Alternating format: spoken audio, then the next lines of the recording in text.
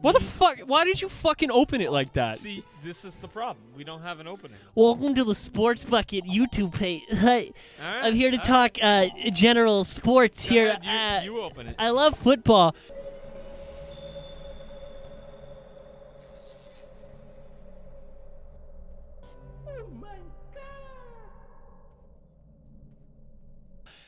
Hi everyone. I've never made a YouTube video before. Today we're gonna talk about. This is why I fucking drink. I don't even give a fuck. I'm gonna get drunk and then we're gonna talk about. What are we calling this? Let's call it. Yo, ready? Marquee matchups. Featuring TSP. Yeah. Copyrighted. Yeah. Yo, so how about that Lions-Eagles game? You have to greet everyone. Hi everyone. Hope everyone's week has been good. I usually stream, so not having an audience is just it's not. I don't have a chat to read. Today we're talking about the marquee matchups of week 3 in the NFL. We're probably a little late, but I'm lazy, so. All right. All right, let's get right into it because I swear to God, we dragged this video out any longer. My liver isn't gonna survive. Just go. So today we talk about the Lions and the Eagles. What an exciting matchup. Really exciting, Tom. You know, the Lions got another pissed away win handed to them by a very good playoff contending team that decided, hey, fuck it, we don't even need to catch a ball anymore.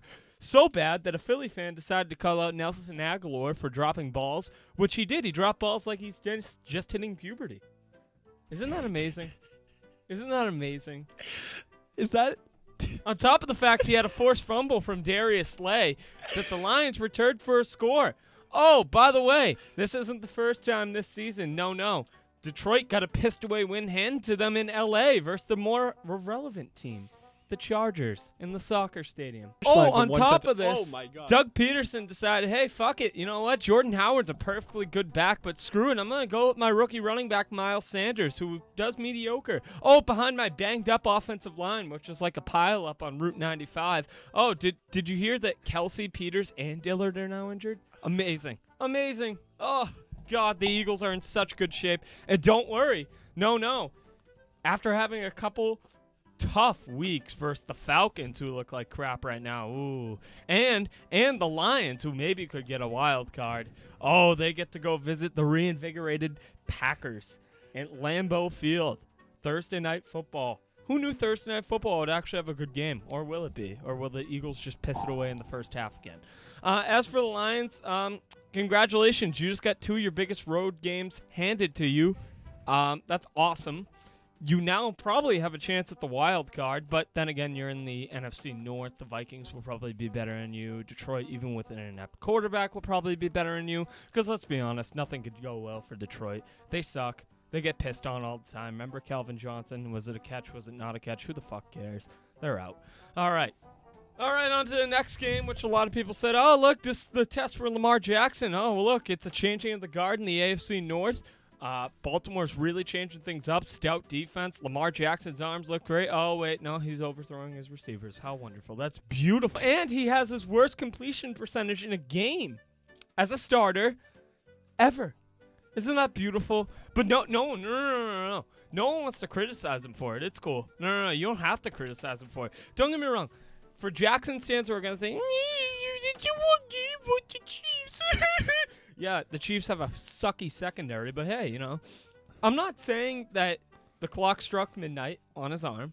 Not saying that. I'm just saying there was a little bit of pixie dust sprinkled in there the first 2 weeks when you get to face the Dolphins and the Cardinals. The more concerning thing about this game was the fact that Lamar's legs were very much so kept in check, only for under 50 yards on 8 attempts. His longest run came with 9 yards. He looked very good in in elusiveness and juking guys out in the open field. But on top of that, he really didn't have many big runs. He didn't take off chunk yards. Realistically, this wasn't really a game I was going to measure Lamar. I'll criticize him for it. He wasn't great throwing the ball as he was the first 2 weeks. The running game was kept in check. Realistically, I'm looking at week 7 to 12. They visit Seattle. They get a visit from New England and Houston. They get maybe what can be considered a trap game in Cincinnati. And they go to L.A. to face the more relevant L.A. team, the Rams, who still play at a shit stadium. Okay. Wonderful. Get that stadium built, boys. All right. Also, on top of that, the Kansas City Chiefs literally beat down their opponents in the second quarter worse than Tyreek Hill beats his son. How beautiful. What? Oh, by the way, they're also doing this without Tyreek Hill. That's awesome. No Damian Williams either. And Patrick Mahomes is basically a gunslinger in every sense of the word, isn't he? Yeah, Patrick Mahomes undisputedly is the best QB in the league, but apparently if you just put his numbers to average, he's average, according to someone who posted on Reddit. That's wonderful. Beautiful more sidearm confidence. throws to receivers streaking down the middle of the field. Big-time receivers like Denard Robinson and McCole Hardman. Well, using Travis Kelce, by far the best tight end in the game, as a safety net, basically. Oh, beautiful. That's wonderful. Also, do we notice that Patrick Mahomes is on pace to throw for 6,000 yards? On top of the fact that Shady McCoy had his best game I've seen him have in a couple years, and he's back with Andy Reid, and he's with the best quarterback he's ever been with. He's probably going to channel his inner 2015 D'Angelo Williams, probably lead a bunch of people who lost Saquon Barkley in their fantasy leagues and need a replacement to a fantasy championship, just like he's going to lead me to a fantasy championship. Rest in peace, Saquon, and my fantasy team. Okay. Texans, Chargers. There's always assurances in life, Trev. Death. The sun, the moon, Taxes, depending on where you live. and the Chargers pissing and choking away winnable games versus very winnable opponents. Case in point, watching Keenan Allen have his career day be foiled by the fact that Travis Benjamin can't catch a ball. Apparently, they can't block without holding for Justin Jackson to get downfield and score a touchdown. Sorry, that was a face mask. Travis Benjamin's hands after giving up a huge play, a drop ball. He's playing the football as lava, basically. That's beautiful. I mean, literally, Nelson Aguilar is getting so much crap for his performance over the weekend, but yet Travis Benjamin gets none for dropping that ball. Come on, man. Come on, man. And on top of that, are the Texans actually trying to kill Deshaun Watson? Did someone let me know? Like, are they trying to make Watson the next Andrew Luck? This kid's dynamic as hell. He's Houdini in a quarterback. He literally finds bullshit ways for you to win. And you're still going to go, fuck it, we're not even going to throw offensive linemen in there that are competent besides Leremy Tunsil. Which was a great move. It was a good move. I'm not going to criticize him for it. I'm really not. I thought it was a great move they brought him in. It's a step in the right direction. Still not enough. He's still getting beat down. On top of the fact that J.J. Watt still looks like a geriatric, Whitney Merciless is looking like a human battering ram right now. Do you have a pause button? No, but Whitney Merciless literally deserves more consideration for the way too early awards and NFL Defensive Player of the Year, while J.J. Watt finally turned in 2 sacks. He actually forced a fumble, too. Congratulations, J.J. You beat up on a very worn-down offensive line that is literally not good even when they're healthy. Actually, Isn't he just incredible? Oh, God. No, all right, remember when I said I'd trust the Seahawks as long as Pete Carroll and Russell Wilson were there? Of course you don't. You don't watch our fucking streams. we stream on twitch.tv/the sports bucket. Come give us a follow. And remember, if you subscribe, you're giving me money to buy more alcohol. I have a problem.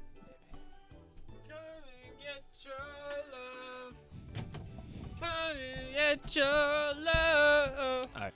No, seriously though, it felt like the pieces were going to be put together for Seattle to have a W this time around. I mean, you know, cold, rainy conditions in Seattle, the 12th man, no Drew Brees in sight. You got a conservative QB. He's not going to put a lot of turnovers out there, but he's also not going to put a lot of points up. And you still manage to throw this game away like Chris Carson is throwing away his starting job by fumbling the ball every now and then and slipping before he even gets to the holes that his offensive line sets up for him. How beautiful. What the hell happened to this team? Like, seriously, what happened? What happened to your run game? You were so powerful last year. You had the most yards total in rushing. And on top of that, you had the 5th most yards per attempt on rushing. Chris Carson was spectacular. He's only fumbled the ball twice before this season in his professional career. He's fumbled the ball 4 times now. Rashad Penny has a hamstring injury. Yeah, you're screwed. Oh, by the way, your second receiver only runs 1 route, even though it's been very effective for him. Congratulations on that one. As usual, Russell Wilson's numbers were spectacular. They really were. He was great, especially in garbage time where he really excels when the game's already out of hand. How beautiful. My faith in this team, 100% dissipating. My faith in Pete Carroll, play calling, dissipating. The guy's coaching like he's literally going to get canned like he did in the 90s with the Patriots. I just lost I've lost faith. I mean, literally, Teddy fucking Bridgewater beat you. The dude who Gridiron Heights put the Morgan Freeman voice on beat you. You're supposed to be the Seahawks. You're at home.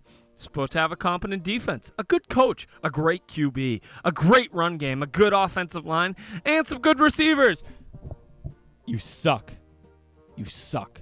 You literally almost lost to the Bengals, too. As for the Saints, I mean, this was one of your bigger games without Drew Brees around, and you won. TSB clap on 3. How beautiful. No, you're supposed to do 1 clap. I did 3, 7. I did whatever. 10. So now you're not going to go 0-6 in the stretch. That's good. Yeah, I mean, that's something, right? Maybe you're guaranteed to go 1-5. Just kidding. No, you have some winnable games in this one. This wasn't one of them, and Seattle decided to be shit. Congratulations. On to the next. Rams, Browns. How beautiful of a Sunday night game was this? It really wasn't. Road Goff showed up again. He was sucky. He sucked. Literally, what is this guy on the road? He's absolutely awful. I mean, I get he's the definition of a system QB with Daddy McVay calling the plays from sidelines. But, I mean, oh, my God, he turns into a freaking pumpkin on the road. He sucks. He's awful. As for the Browns, underperforming and pissing off a loyal fan base that has expectations finally. Name a more dynamic duo. Oh, my God. I didn't see this one coming at all. This team didn't have boom or bust written on them at the beginning of the year. Hell no. This team had fucking 9-7 written on them, and now they're 1-2. Great job. Mayfield looks inconsistent enough. Chubb looks awful.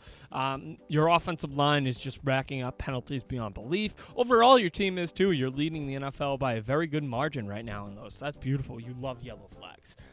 Freddie Kitchens has no clue how to call consistent play calls, no clue how to dice up the great defense like he did with the Rams on some drives, and then on other drives he decided, no, let's get away from that and let's just, make it Baker throw down the field to Odell and Jarvis, and, they'll catch it maybe every 1 out of 8 times. Cool. As for the Rams, yeah, Road Goff showed up again. And you guys got away with it because the Browns are incompetent too. TSB clap on 3. 1, 2, 3. Great job, Goff. Beautiful. Cooper Kupp, by the way, the biggest safety valve in the NFL I've ever seen. The dude gets open on all levels of the field. He is literally, I think he's Goff's pacifier on the road because Goff turns into a baby. It's beautiful. It's something to see. Hopefully he doesn't get hurt again because if he does, I don't know how much of a Super Bowl run this offense is capable of, even though this defense seems very much improved. Well, that's all for our Week 3 review. We'll have 5 games next week. We'll have it up sooner, and Trev will be even more drunk next time, and I'll try to pronounce my words better. I'll bring a water bottle for you guys to suck on, just like Jared Goff sucks on his pacifier like Cooper Kupp. What? Oh, okay. All right. Guys, have a great, great day. And remember, Jesus loves you.